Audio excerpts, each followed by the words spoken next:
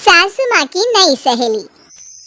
प्रिया kitchen में चाय बना रही होती है और सुमन ड्राइंग रूम में बैठकर मजे से टीवी देख रही होती है। तभी दरवाजे की घंटी बजती है। प्रिया, जरा देखना तो कौन आया है। देखती हूँ मम्मी जी। प्रिया दरवाजा खोलती है तो सामने पड़ोस वाली विमला आंटी खड़ी होती है।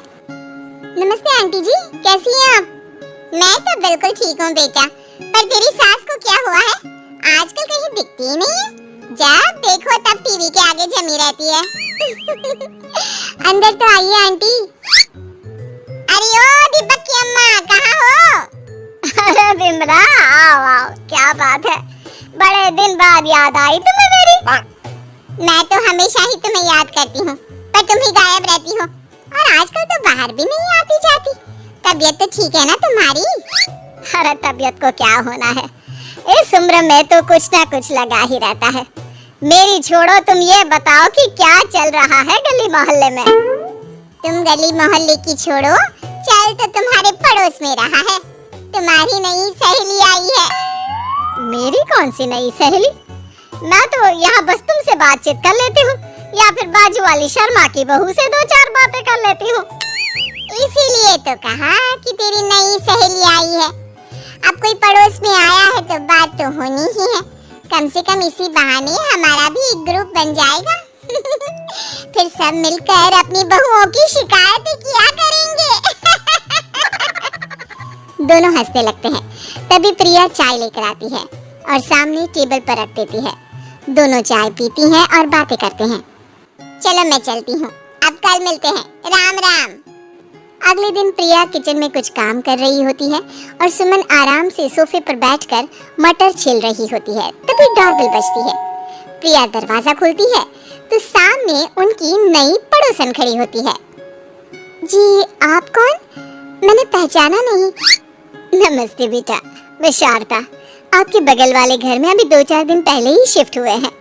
ओह अच्छा अच्छा अच्छा, नमस्ते आंटी, अंदर आइए ना आप। देखिए तो मम्मी जी, आज कौन आया है? इतना कहकर प्रिया किचन में चाय बनाने चली जाती है। नई पड़ोसन को घर पे देखकर सुमन थोड़ा हैरान हो जाती है। नमस्ते बहन जी, मैं शारदा, आपकी नई पड़ोसन। अच्छा अच्छा, आप हैं हमारी नई पड़ोसन। आइए आइए, और बताइए कैसी हैं आप? जी बिल्कुल ठीक हूँ। वो दरअसल घर पर छोटी सी पूजा रखवाई थी, बस उसी का प्रसाद देने चली आई। सोचा इसी बहाने नए पड़ोसियों से भी मुलाकात हो जाएगी। ये तो बहुत अच्छा सोचा आपने। सुमन प्रिया को आवाज लगाती है।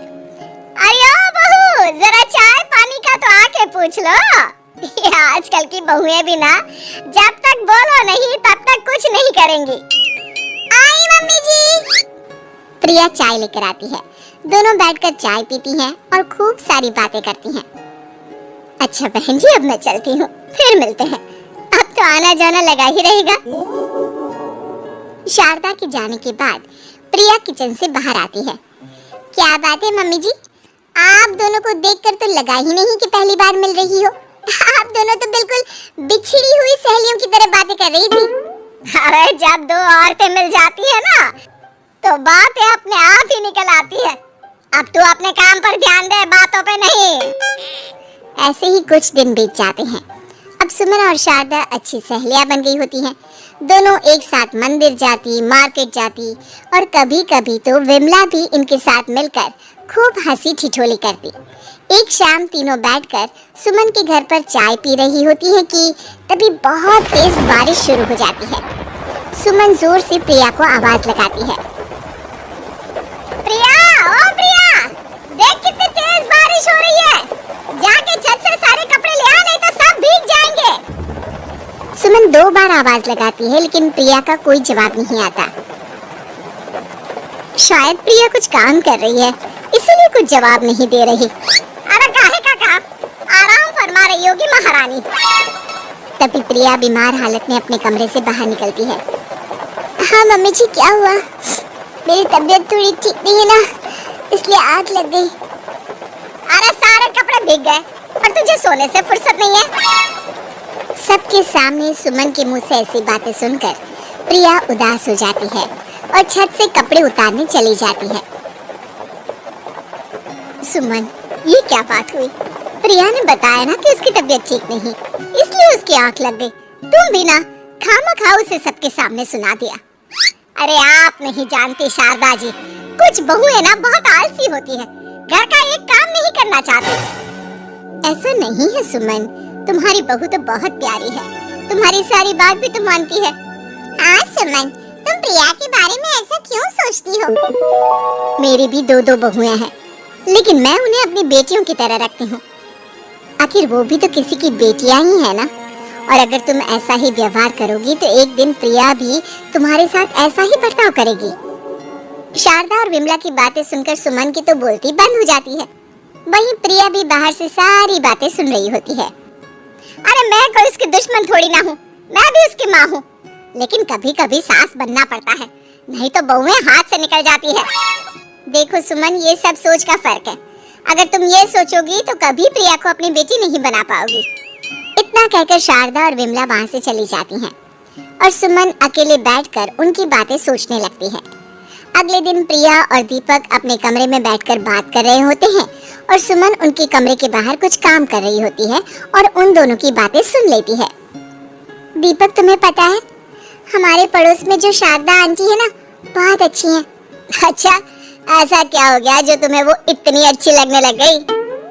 कुछ खास नहीं, बस कल जब मम्मी जी मुझे सबके सामने सुना रही थी तो शारदा आंटी ने मेरा साथ दिया। मैं तो सच में हैरान ही रह गई थी जब उन्होंने मम्मी जी को मुझसे ऐसा बर्ताव करने के लिए मना किया। अच्छा, फिर क्या हुआ?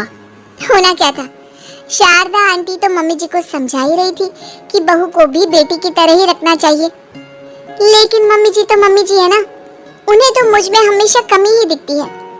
काश मुझे भी शारदा आंटी जैसी सास मिली होती जो मुझे भी अपनी बेटी जैसे समझती। सुमन ये सब सुनकर बहुत उदास हो जाती है और वहाँ से चली जाती है। प्रिया की बातें सुमन के कानों में बार बार गूंज रही थी। उसे बहुत शर्मिंदगी महसूस हो रही थी कि उसने प्रिया के साथ बहुत गलत किया है। अगले दिन सुमन शारदा और विमला को बुलाती है। क्या बात है सुमन, आज तूने ऐसे अचानक क्यों बुलाया? सब ठीक तो है ना? हाँ, सब ठीक है, तुम दोनों बैठो तो सही। तब तक दीपक और उसके पापा भी आ जाते हैं। प्रिया, तुम भी आ जाओ। क्या हुआ मम्मी जी, आपने बुलाया? हाँ प्रिया बेटा, मैं आज सबके सामने तुमसे माफी मांगना चाहती हूँ। मैंने आज तक तुम्हारे साथ बहुत बुरा व्यवहार किया है, लेकिन तुमने कभी भी मेरे साथ बुरा बर्ताव नहीं किया। मुझे अपनी गलती का एहसास हो गया है, हो सके तो मुझे माफ कर देना। प्रिया अपनी सास की बातें सुनकर हैरान हो जाती है, उसकी आंखों में आंसू आ जाते हैं। प्लीज मम्मी जी, आप मुझसे माफी मत मांगिए, मैं भी आपकी बेटी ही हूँ। वैसे एक थैंक यू तो मेरी नई सहेली को भी बनता है, जिसकी वजह से मुझे मेरी गलती का एहसास हुआ। शारदा बहन, आपका बहुत बहुत शुक्रिया जो आपने मेरी आंखें खोल दी। अरे क्या सुमन, तुम भी ना? तो फिर इसी बात पर चाय और पकौड़े हो जाए? हाँ, क्यों नहीं।